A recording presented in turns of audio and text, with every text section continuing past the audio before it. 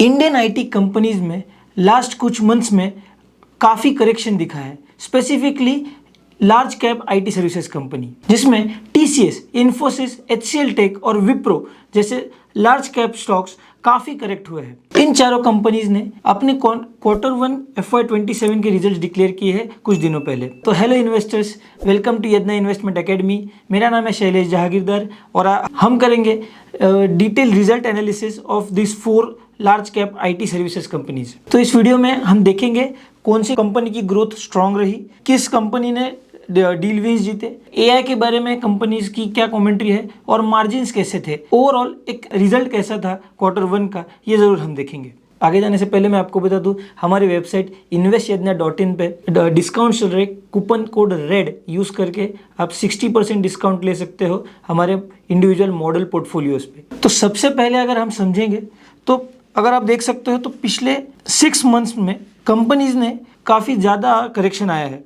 Specially TCS और इन्फोसिस 28% और 38% respectively correct हुए हैं। Behind this correction main fear AI और उसकी वजह से जो इनके बिजनेस मॉडल पे थ्रेट आ सकता है, उसकी वजह से ये मेन करेक्शन है। अभी डिटेल में समझते हैं कि how was the Q1 results और क्या डिमांड एनवायरनमेंट के बारे में कंपनी बोल रही है। अगर हम फाइनेंशियल परफॉर्मेंस की बात करेंगे तो कंपनीज के रेवेन्यू एवरेजली 10 to 14% के बीच में ग्रो हुए।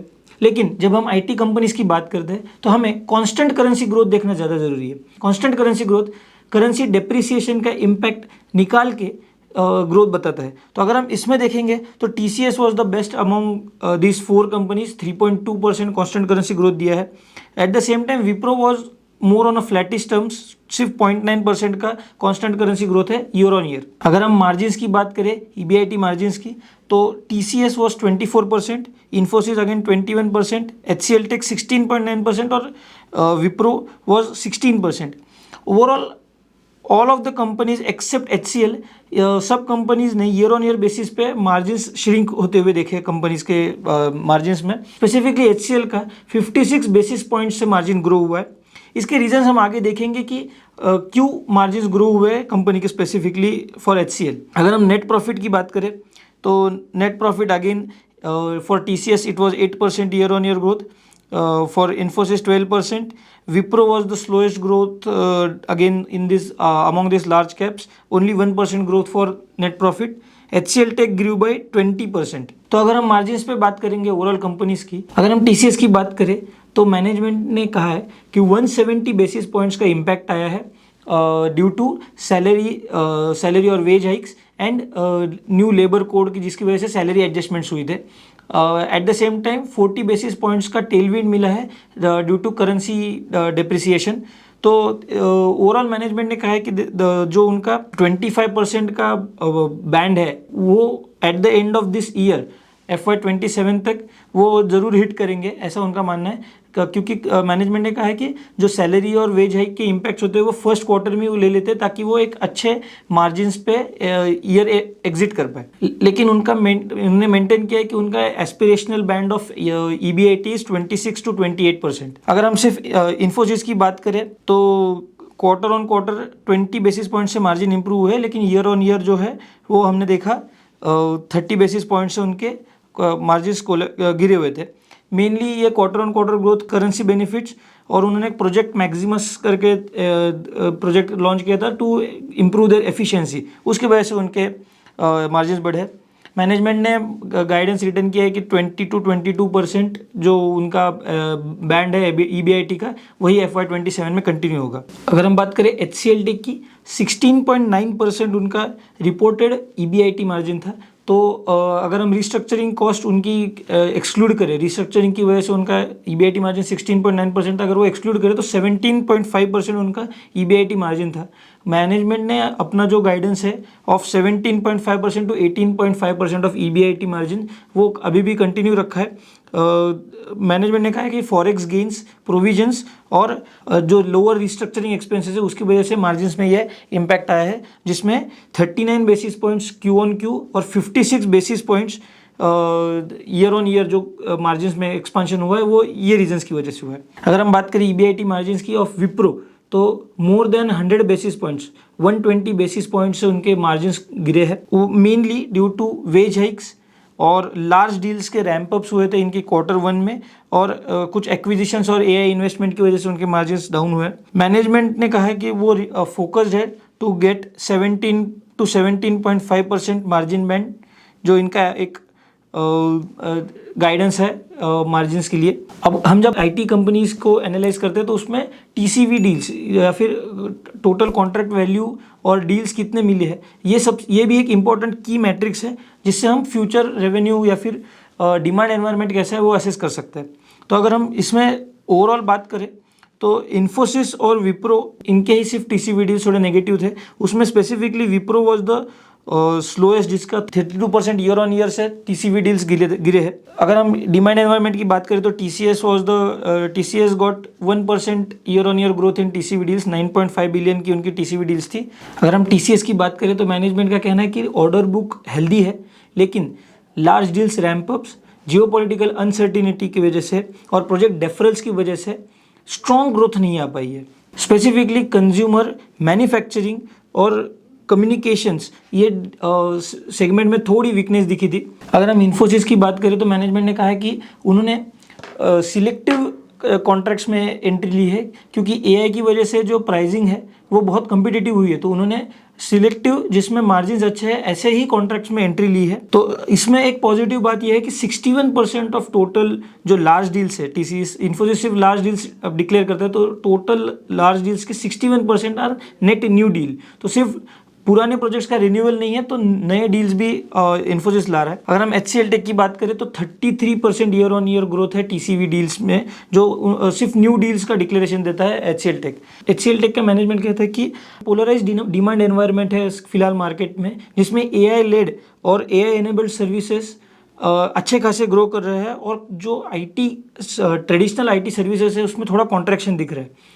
तो AI लेड जो ग्रोथ है वो ऑफसेट कर रहा है जो कॉन्ट्रैक्शन हो रहा है IT सर्विसेज के बिजनेस में। कंपनी ने specifically higher margins AI led transformation deal में ही एंटर किया है सिलेक्टिवली। कमोडिटाइज्ड कॉन्ट्रैक्ट से उन्होंने एग्जिट ली है।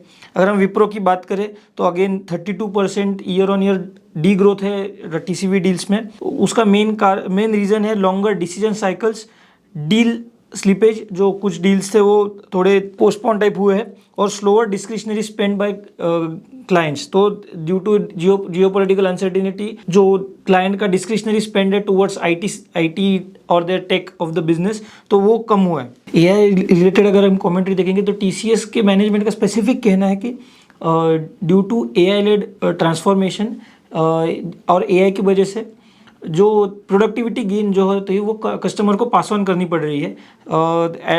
10 to 15% total productivity gain pass on हो रही है, जो क्लाइंट को पास ऑन करनी पड़ती है, क्योंकि टोटल बिलिंग साइकिल ही कम हो जाता है जब AI यूज़ करते हैं ओवर ह्यूमन, तो काम जल्दी हो जाता है, प्रोसेस फास्ट होती है, तो क्लाइंट एक्सपेक्ट करता है कि बिलिंग कम हो। तो टीसीएस का कहना है कि प्रोडक्टिविटी पास ऑन करनी पड़ रही है, but at the same time due to productivity gains clients new additional work भी दे रहा है टीसीएस को, तो टॉप लाइन में इतना इफेक्ट नहीं आ रहा है, ऐसा टीसीएस के मैनेजमेंट का कहना है। इन्फोसिस ने एजेंटिक AI का तो एक प्रैक्टिकल एग्जाम्पल ही दिया, जिसमें उन्होंने कहा है कि मेडिकेड एलिजिबिलिटी वेरिफिकेशन को जो 6 to 8 डेज लगते थे एक क्लाइंट के लिए, उन्होंने वो अप्रोक्सीमेटली ड्यू टू AI वो 4 मिनट्स में हो जाता है। लेकिन इन्फोसिस के मैनेजमेंट ने कहा है कि AI डिफ्लेशन का भी रिस्क है। AI डिफ्लेशन का मतलब है AI प्रोडक्टिविटी तो बढ़ा रहा है, लेकिन सेम काम के लिए क्लाइंट कम स्पेंडिंग कर रहा है। इसकी वजह से ट्रेडिशनल IT सर्विसेज पे रेवेन्यू का प्रेशर आ सकता है, ऐसा इन्फोसिस के मैनेजमेंट का कहना है। Q1 में HCL टेक ने अपने AI डेटा सेंटर इन्वेस्टमेंट के बारे में डिक्लेयर किया है। लास्ट ईयर में TCS ने भी डेटा सेंटर्स में इन्वेस्टमेंट बोला था। अगर हम स्पेसिफिक बात करें, HCL tech will invest 3,500 crores to establish an AI data centre, जिसमें ग्रेजुअली वो पूरी कैपेसिटी 50 मेगावाट्स की होगी। HCL टेक ने बोला है कि कंट्री में AI डेटा सेंटर का इंफ्रास्ट्रक्चर रैपिडली बिल्ड हो रहा है। डेटा सेंटर कैपेसिटी इंडिया की expected to grow to 5 to 7 gigawatt by 2030, जो अभी 1.8 गीगावाट है सिर्फ। तो सिग्निफिकेंट ग्रोथ है इस AI डेटा सेंटर सेगमेंट में, और इसमें अभी HCL टेक भी एंटर कर रहा है। With in small investment of 3,500 crore, but management ने कहा है कि वो ग्रेजुअली उसको इंक्रीज करते जाएंगे। अगर हम स्पेसिफिक गाइडेंस की बात करें तो एक्सेप्ट टीसीएस बाकी तीनों कंपनीज ने गाइडेंस दिया है, TCS does not provide guidance. तो revenue Infosys is the only company जिसने अपने गाइडेंस को कट किया है। अर्लियर 1.5 to 3.5% का गाइडेंस था for FY27, now it's 1.5 to 3% year on year CC growth. HCL tech का गाइडेंस 1 to 4% जो उन्होंने लास्ट क्वार्टर में दिया था फॉर FY27 वही उन्होंने कंटिन्यू किया है। और विप्रो का for next quarter Wipro has given only Q-on-Q guidance, it is -1.5% to 0.5% constant currency terms में। ऑपरेटिंग मार्जिन ऑफ इन्फोसिस जो बैंड है वो कंसिस्टेंट रखा है उन्होंने 20 to 22% जो हमने पहले भी बात की। और HCL टेक का गाइडेंस भी 17.5 to 18.5% में ही है। अगर हम वैल्यूएशंस की बात करें तो obviously from their median valuations overall every IT company के वैल्यूएशंस बहुत चीप हुए हैं। At the same time currently IT stocks में थोड़ा पेसिमिज्म है due to lower discretionary spend, geopolitical uncertainty और AI की वजह से जो ट्रेडिशनल IT सर्विसेज में डिफ्लेशन आने के चांसेस है, उसकी वजह से वैल्यूएशंस अगर हम देखें तो काफ़ी गिर चुके हैं। बट यही बात देखनी है कि how this AI would play out in IT services company specifically. तो आपको ये रिजल्ट एनालिसिस कैसा लगा और इन चारों में से आपके पोर्टफोलियो में कौन से स्टॉक्स है या फिर आपको कौन सा स्टॉक इन चारों में से बेस्ट लगता है, ज़रूर हमें कमेंट में बता दीजिए। ऐसे ही डिटेल कंपैरिजन वीडियोस और डिटेल स्टॉक एनालिसिस के लिए सब्सक्राइब कीजिए यदना इन्वेस्टमेंट एकेडमी को और बेल आइकन ज़रूर दबाइए ताकि हमारी सारी वीडियोस की नोटिफिकेशन आप तक पहुँचे। Thank you.